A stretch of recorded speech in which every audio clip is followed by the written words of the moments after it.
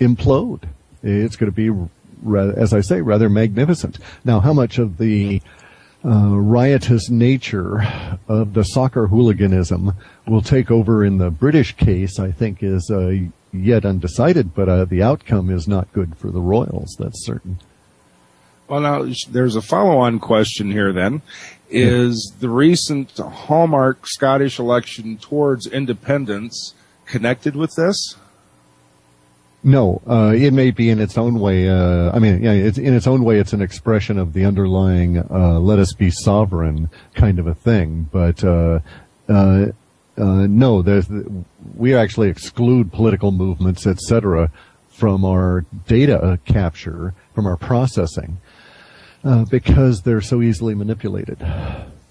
Okay. Well, so for instance, we find an interesting set of linguistics, and it's really, really neat. I ran into this frequently in the beginning, and I would go and I'd track it down to see what its source was. This is like in 2001, and I would go back and find out that this very interesting set of linguistics would go to the Green Party, or go to Amnesty International or whatever. And then I started seeing the patterns in how this interesting language came out of the center of all of these supposed group organizations, and realized that they were as much a hierarchical corporate structure as anything else. And therefore, during that period of time in dealing with the lexicon, I went through and made a huge list of politically associated words, and we screen by those, because the level of manipulation is so high. Okay, well, now then there's one more follow-on question then. Any more info data on the 2, possibly 3 Gandhi-ish people who will be leading in this direction? Sorry, nothing new, because I hadn't gotten that far. Usually personalities are at the very tail end of the order in which I do it. Usually starts with markets, goes on into Populous USA. Unless there's a very large amount of growth in Terra, then I might start there. Terra and Global Pop are the larger 2, excepting Space Go Farts has grown greatly.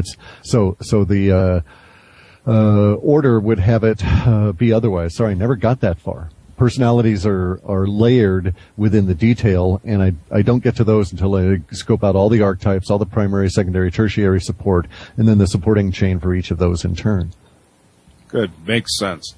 All right. Okay, we're going to, well, no, it really does on a lot of levels. I'm going to move on to the next question here.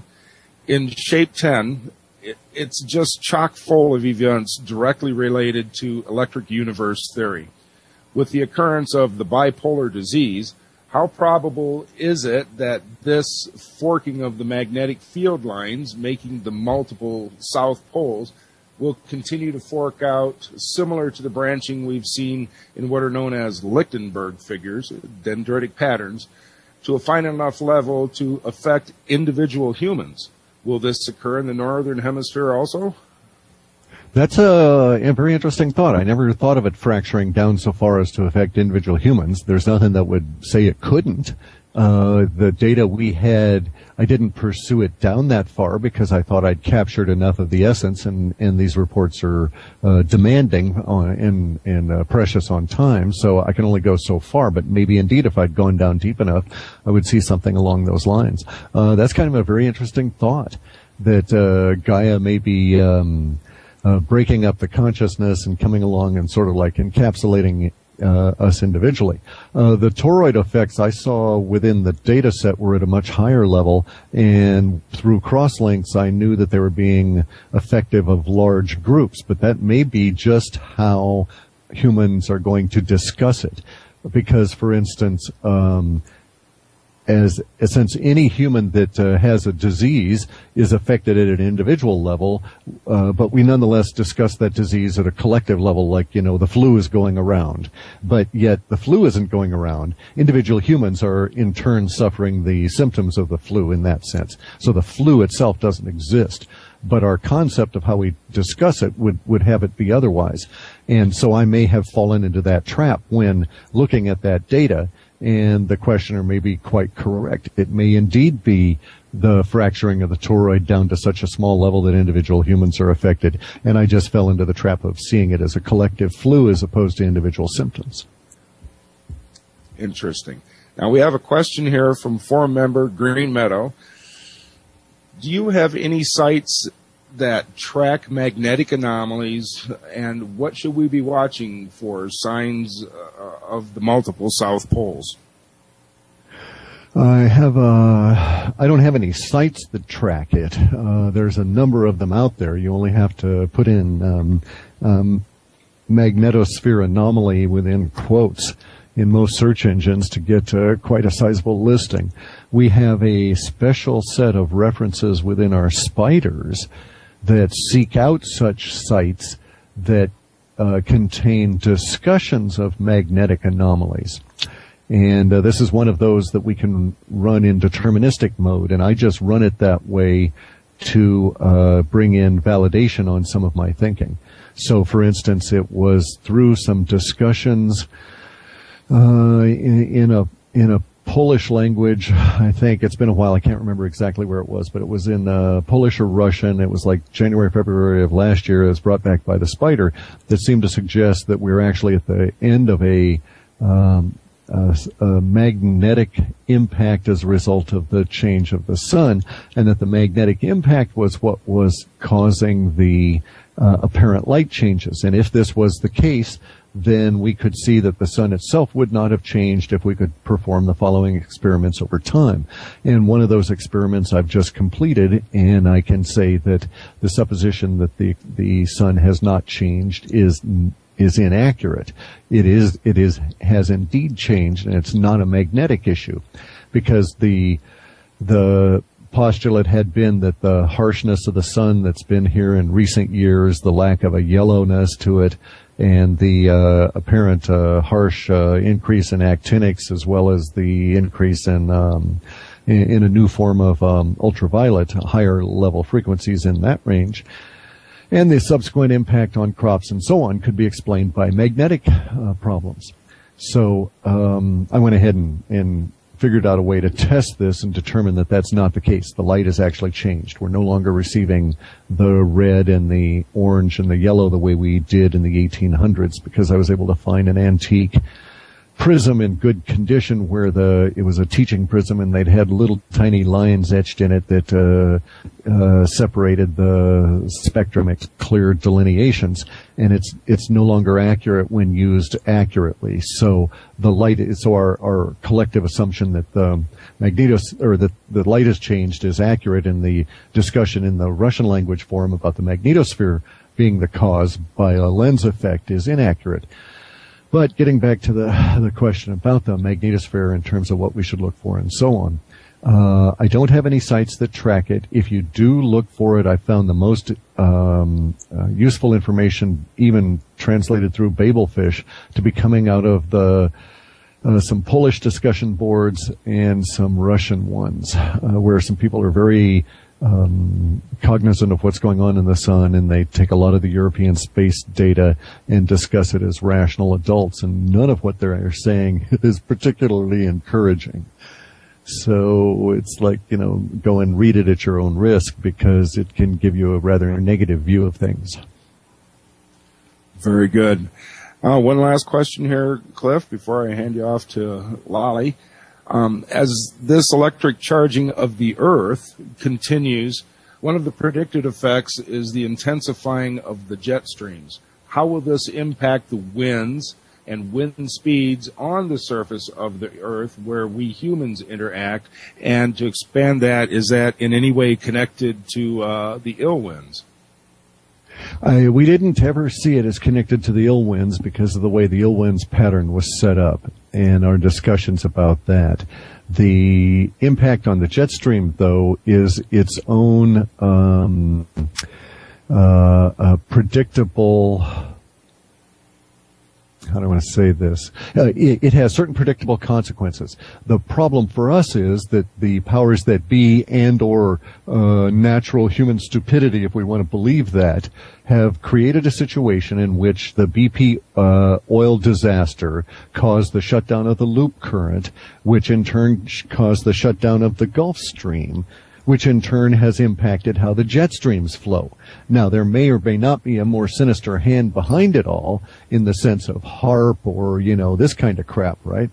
But nonetheless, we now have to deal with the consequences of this. And we're dealing with those consequences in the now, in the sense that, we've recently had Joplin. We've had a tremendous increase in tornadoes, tornado deaths, tornado heights, tornado wind intensities, tornadoes speed across the land. You name any statistic, we're at some extreme level of it relative to tornadoes this year. Usually, in fact, we're tenfold increase in a month on both the number of tornadoes and the number of people dead from tornadoes. So those impacts are here. They're dramatically here. I don't expect them to be reduced. If anything, we should expect that they'll really increase over the rest of the season. Now, when we wrote the report, I can't remember if it was this last shape or if it was the shape before that discussed the issue of hurricanes and cyclones this year. There was some question at the time that I put it out as to whether or not the data would be accurate the way that I was interpreting it, because it was ambiguous. At one point, it could have been an interpretation that said there's going to just be a ton of hurricanes with lots of damage that's going to contribute to an already nasty tornado season.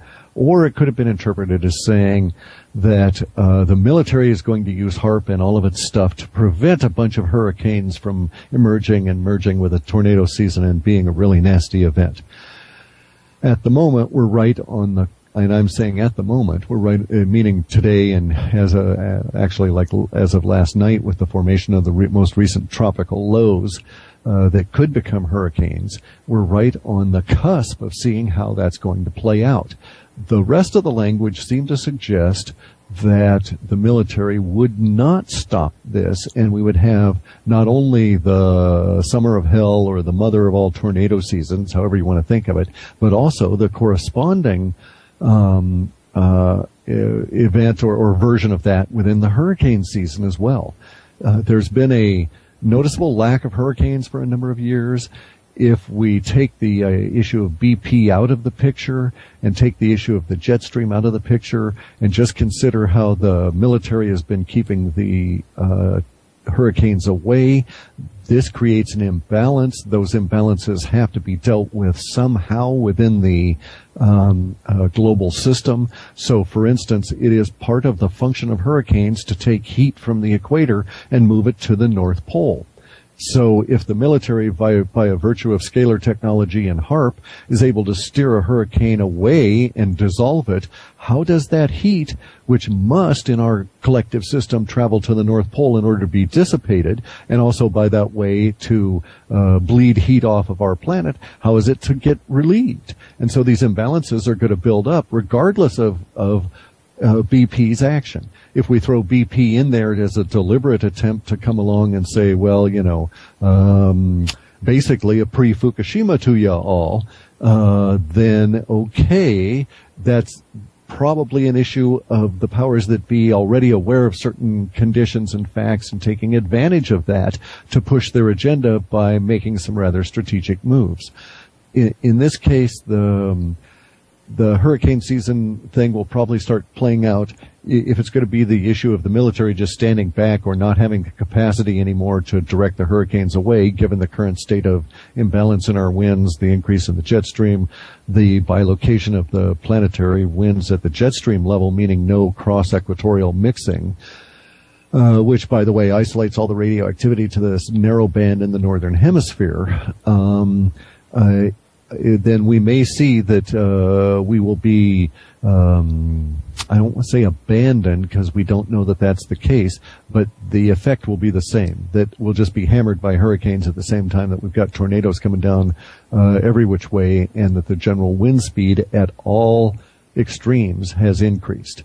That increase is probably going to be quite substantial. There are some theoretical limits, though. So, for instance, at the ground level, it's not possible, as far as we know, on the size of the Earth as we used to understand it. It's not possible to have a 300-mile-per-hour